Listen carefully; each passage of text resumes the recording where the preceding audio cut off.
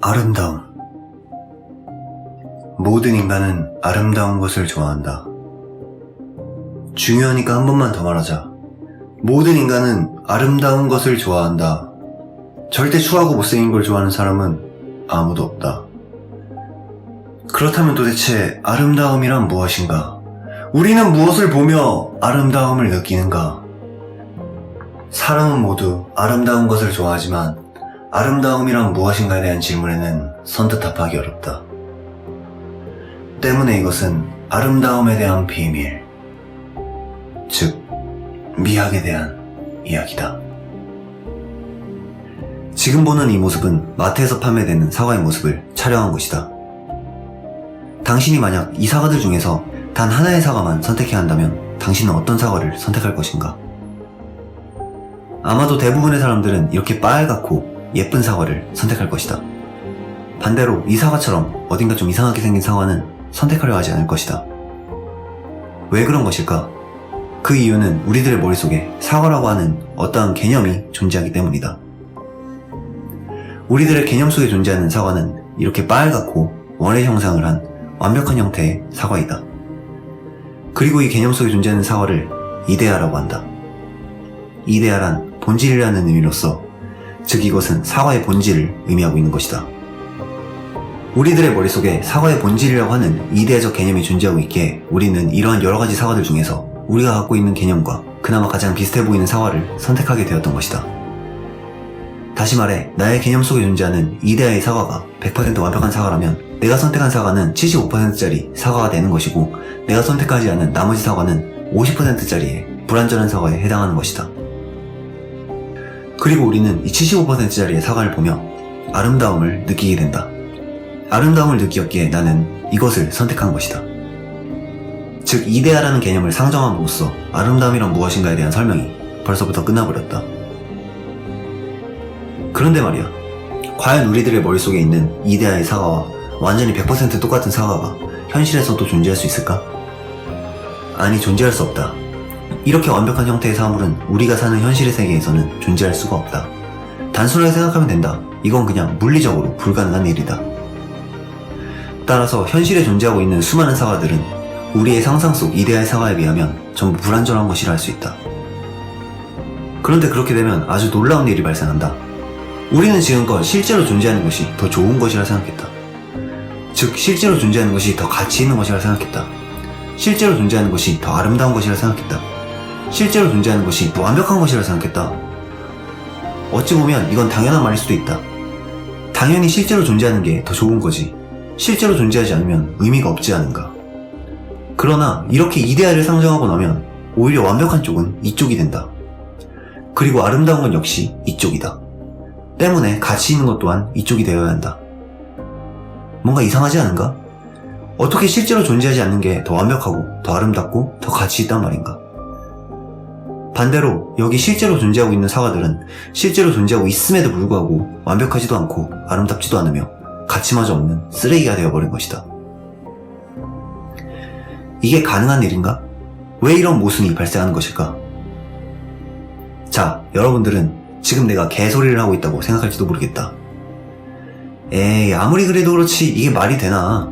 어떻게 실제로 존재하지 않는 게 더 가치 있을 수가 있느냐? 약간 사기당한 기분이 들지도 모르겠다. 그러면 내가 지금부터 왜 이게 맞는 말인지 그 증거를 제시하려고 한다. 당신이 갖고 있는 그 편견을 박살내보겠다. 여기 어떠한 여성이 존재한다. 참고로 이 사진은 저작권에는 전혀 문제가 없는 사진이지만 그래도 여성의 얼굴은 가려주도록 하자. 나는 이 여성의 얼굴을 알고 있는데 솔직히 예뻐요. 솔직히 예쁩니다. 근데 그럼에도 이 여성은 자신의 인스타그램에 사진을 올릴 때 분명 보정이라는 것을 하게 될 겁니다. 도대체 왜? 만약에 현실에 존재하는 것이 더 가치 있는 것이라면 굳이 보정을 해야 할 이유가 없음에도 말이다. 현실에 존재하는 모습 그 자체가 가장 아름다운 거니까. 그러나 이 여자는 늘 보정이라는 것을 하며 심지어 현실에서의 모습조차 화장이라는 도구를 통해 자신이 가진 현실의 모습을 감추기에 바쁘다. 우리는 이미 다 알고 있었다는 것이다. 있는 그대로의 현실의 모습이 얼마나 무가치한지를, 현실에 존재하는 게 얼마나 쓰레기 같은지를 우리는 이미 다 알고 있었다는 것이다. 이제 내가 무슨 말을 하려는지 알 것이다. 아름답다는 조건에 있어서 실제성이라는 것은 아무런 의미가 없었다는 것을. 오히려 실제하지 않으면 실제하지 않을수록 우리는 그것에 더 열광한다. 가장 존재하는 것이 가장 무가치한 것이다. 우리는 지금껏 존재하는 것이 더 완벽한 것이라 생각했다. 존재하는 것이 더 가치 있는 것이라 생각했다. 존재하는 것이 더 아름다운 것이라 생각했다. 그러나 존재하지 않는 것이야말로 가장 완벽한 것이고 가장 가치 있는 것이며 가장 아름다운 것이다. 내가 이렇게까지 말했음에도 불구하고 아직까지 납득이 되지 않는 사람들도 있을 것이다. 야, 나는 실제로 존재하는 여자가 더 좋은데 당연히 실제로 존재하는 여자가 더 좋은 거 아닌가? 라고 억지를 부리는 사람이 아직까지 남아있을지도 모르겠다. 그럼 이건 어떨까? 이건 3D 그래픽의 여성이다. 아무리 현실의 여성이 예쁘다고 해도 3D 그래픽의 세계에서는 얼마든지 더 최고의 여성을 만들어낼 수 있다. 더 나아가 이 3D 그래픽은 앞으로 멀지 않은 미래에 얼마든지 인간과 구분이 불가능해질 만큼 인공지능 로봇으로도 발전할 수 있는 그런 가능성을 가진 3D 그래픽이다. 심지어 이 로봇은 더 이상 단순한 기계가 아니라 인간처럼 피가 흐르는 하나의 생명이 된다. 더 이상 인간과의 구분이 불가능해지고 자신이 생각하던 완벽한 이상의 형태를 한 생체 인공지능 로봇.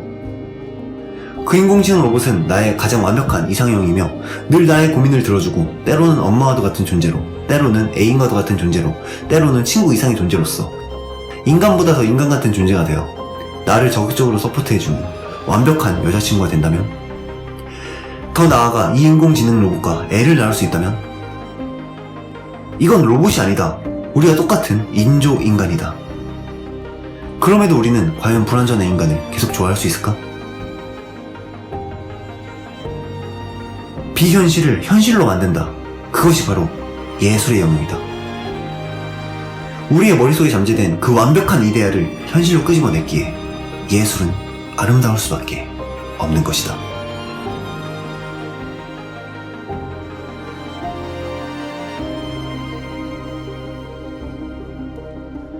나는 지난 영상에서 물질적 이데아에 대해 설명하였다. 그리고 이번 영상에서는 정신적 이데아에 대해 설명을 하였다. 그리고 이 두 가지를 합치면 다음과 같은 도식이 완성된다. 여기 사과라고 하는 개념에 어떠한 물질적 이데아가 존재한다고 하자. 이 물질적 이데아는 실제로 존재하고 있는 것이며 사물의 본질이다. 즉 아리스토텔레스적 에이도스를 의미한다. 그러면 이 에이도스로부터 감각이라고 하는 정보의 유출이 이루어지게 되는데, 이때 우리는 그것을 감성과 지성을 통하여 수용하게 됨으로써 드디어 시공간상에 현상이라고 하는 것이 만들어지고, 그 현상의 결과가 바로 이러한 형태의 실제 사과의 모습으로서 나타나게 되는 것이다. 그와 동시에 우리들의 머릿속에도 사과의 모습이 떠오르게 되는데, 이것을 관념 혹은 표상이라고 하며, 이 모든 것들이 지난 영상에서 말했던 인식의 전체적인 과정이라고 할 수 있다. 참고로 여기서 우리가 가진 감성과 지성을 합쳐 이성이라고 정의한다. 이 이성이라는 것은 인간이 가진 의식의 영역에 해당하는 것이다. 그러나 인간의 정신 속엔 무의식의 영역 또한 존재하고 있다. 의식의 영역이 이성을 지배한다면 무의식의 영역은 본능을 지배하고 있는 것이다. 통상적으로 우리는 이성이라는 것을 통해서는 이 사과의 이데아에 도달할 수 없다. 왜냐하면 시공간이라고 하는 그 현상계 앞에서 가로막히기 때문이다. 시공간상이 가로막혔기에 이러한 형태로서 사과가 보여지게 되는 것이다. 즉 우리의 이성으로는 이 시공간을 뚫을 수가 없다.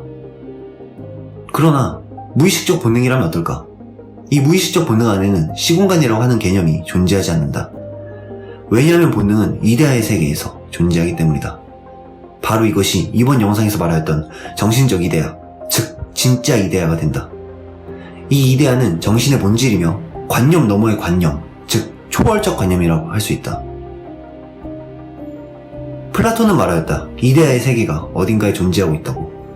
현실 세계 위에 이데아의 세계가 존재하고 있다고. 아마도 그것은 신들의 세계와 같을 거라고. 그러나 이데아의 세계는 신들의 세계가 아니었다. 바로 나의 뒤편, 나의 무의식 속에서 존재하고 있었던 것이다.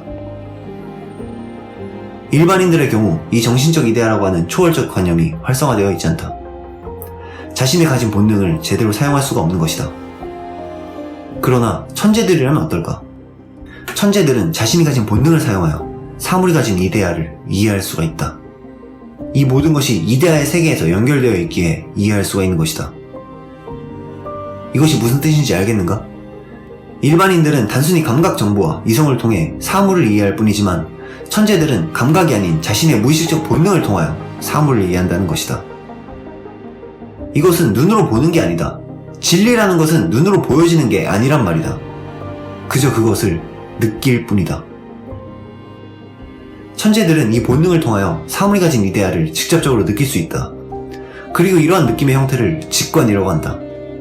천재들의 이러한 직관 능력은 가히 초월적인 것이기에 일반인들의 눈으로는 도저히 이해할 수가 없으며, 때문에 일반인들은 이데아를 직관하는 천재들의 모습에 의해서 마치 광기를 느낀다고 한다. 그 초월적인 직관 능력에 의해서 광기의 전율을 느끼는 것이다. 천재와 광희는 종이 한 장 차이라는 말이 있지 않은가? 그리고 이러한 모습은 시각장애인들에게서도 종종 나타나곤 한다. 당신은 시각장애인들이 때때로 천부적 재능을 보여주는 사례를 본 적이 있을 것이다. 그 이유가 바로 여기에 있다. 시각장애인들은 사물을 눈으로 보지 않고 그저 느껴야만 하기에 자연스럽게 이 직관 능력이 발휘될 수 있는 환경에 놓여있게 된 것이다. 그리고 이렇게 본능적 직관에 의해 느껴진 이데아는 천재들의 무의식 속에 그대로 남게 된다. 그러면 이 이데아를 다시 이성의 영역으로 가져와서 감성과 지성, 즉 이성을 통해 현상계에 다시금 창조한다. 이 과정이 바로 예술의 과정이라고 할 수 있다. 일반인들이 사물을 이성의 영역으로 이해할 뿐이라면 기술자들은 그 이성이 본 것을 다시금 창조해내는 것이고, 천재들이 이데아를 단지 직관할 뿐이라면 예술가들은 그 직관한 이데아를 창조해내는 것이다. 즉 예술은 이데아를 직관할 수 있는 천재성도 필요하지만 그것을 현실로 창조할 수 있는 창조성, 두 가지를 모두 필요로 하고 있는 것이다. 여기까지가 예술이 가진 모든 비밀이다. 우리가 마지막으로 주목해야 할 점은 창조의 근원이 되는 바로 이 지성과 감성이라고 하는 두 가지의 요소이다. 예술은 크게 미술과 음악으로 나뉠 수 있다.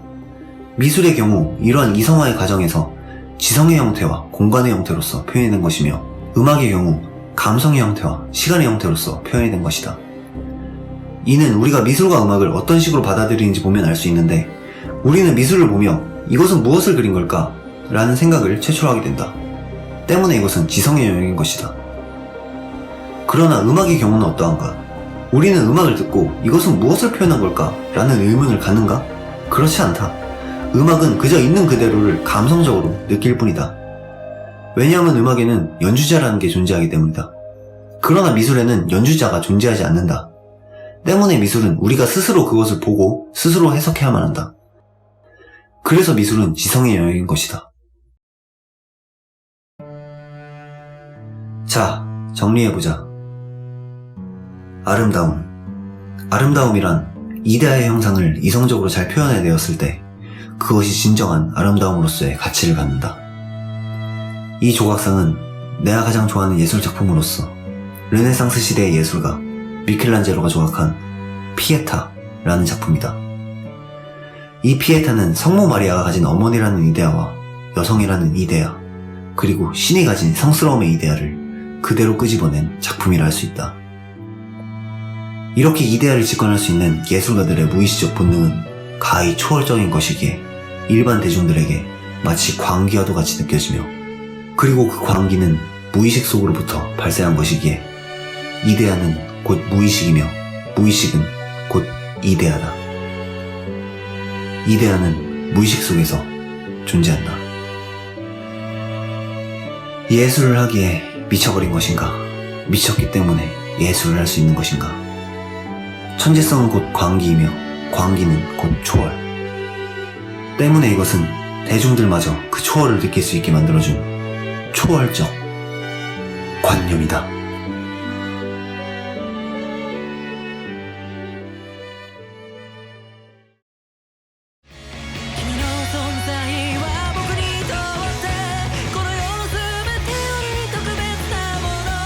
기부安動的く